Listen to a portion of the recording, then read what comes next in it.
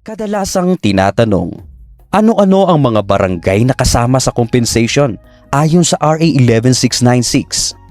Ang sagot ay, narito ang mga barangay na sakop ng RA 11696.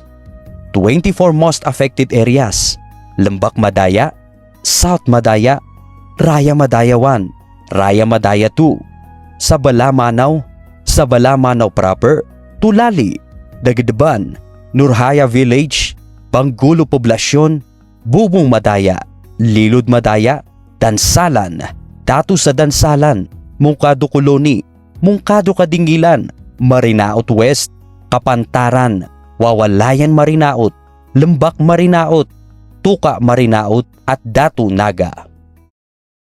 8 other affected areas: Saduk Proper, Pangaw Saduk, Raya Saduk, Lilud Saduk, Datu Sabir, Bangon, Fort, Wawalayan Caloocan,